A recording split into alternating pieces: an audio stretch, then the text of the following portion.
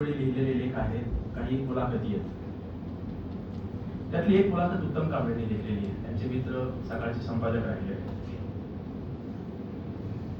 मुलाखतीमध्ये पहिलाच प्रश्न असा विचारला आहे की अनाथ या शब्दाची व्याख्या करताना ज्याला आई आणि वडील नाहीत तो अनाथ, ही पुरेशी आहे का?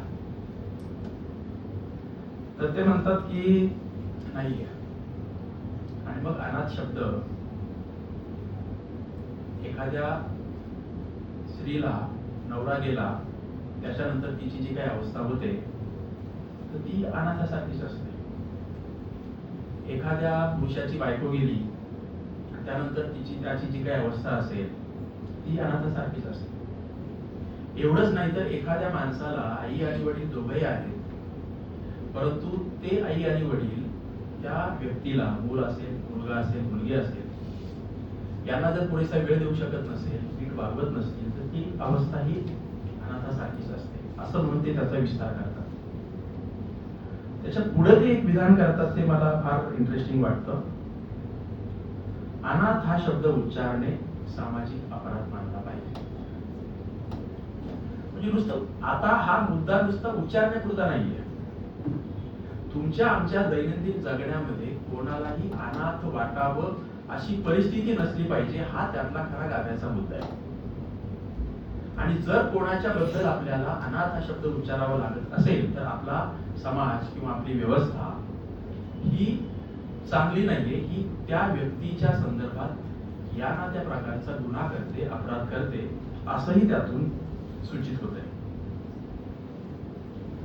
त्यांनी त्या आत्मस्वर या पुस्तकाबद्दल असंही म्हटलंय की खाली जमीनवर आकाश याच्यामधून मी कसा जगलो, माझं जीवन कसं राहिलं हे कळतं, परंतु आत्मस्वर मधून मी माणूस म्हणून कसा आहे हे तुम्हाला अधिक चांगलं कळेल.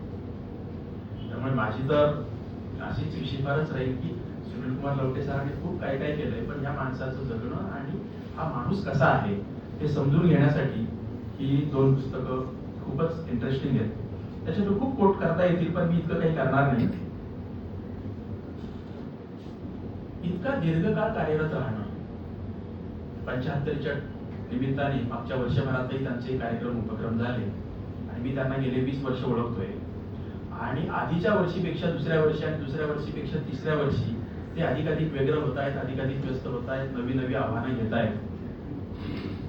आणि महाराष्ट्राला एका मर्यादित अर्थाने ते उपकृत करून ठेवण्याचं काम करतायत.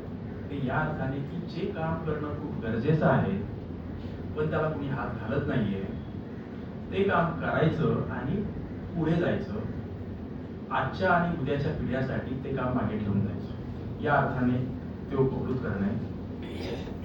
हे कसं करू शकतात? मलाही त्याचं रहस्य होतच.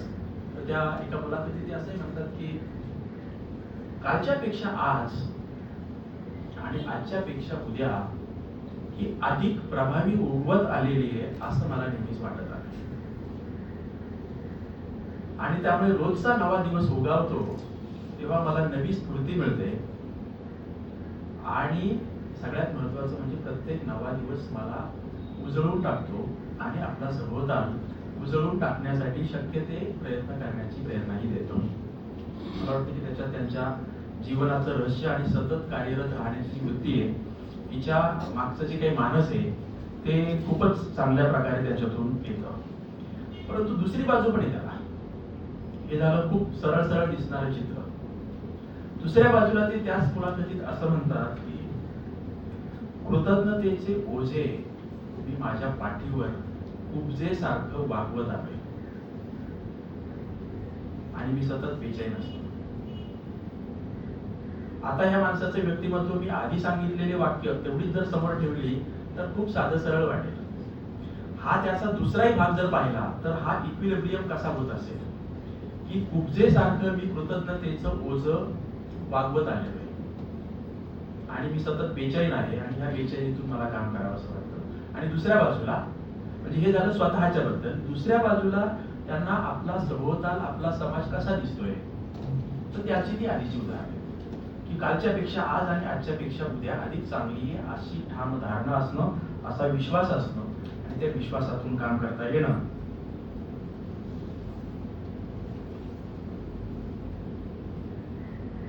त्यांनी ज्या प्रकारचं काम केलंय 20 वर्ष, मग अनाथालय असेल, रिमांड होम असेल, भारतातल्या वेगवेगळ्या संस्था असतील, स्वतः स्थापन करणं, देश विदेशामध्ये भेटी देणं, सरकारबरोबर काम करणं, मानवी हक्कायोगाबरोबर काम करणं, त्याची खूप व्याप्ती आहे. मला त्याचा संबंध अमेरिकेच्या राष्ट्रपती होता होता राहिल्या, पण माजी राष्ट्राध्यक्षाच्या पत्नी हिलरी क्लिंटन यांची एक वेगळ्या कारणासाठी आठवण झाली. खरं तर क्लिंटन, हिलरी आणि त्यांची मुलगी दोघे.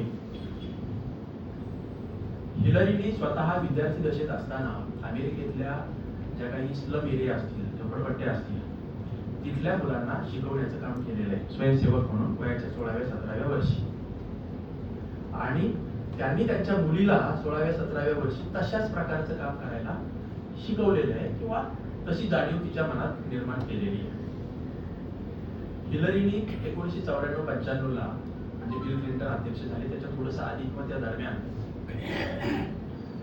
एक जे पुस्तक लिहिलं, त्या पुस्तकाचं नाव आहे it takes a village to raise a child.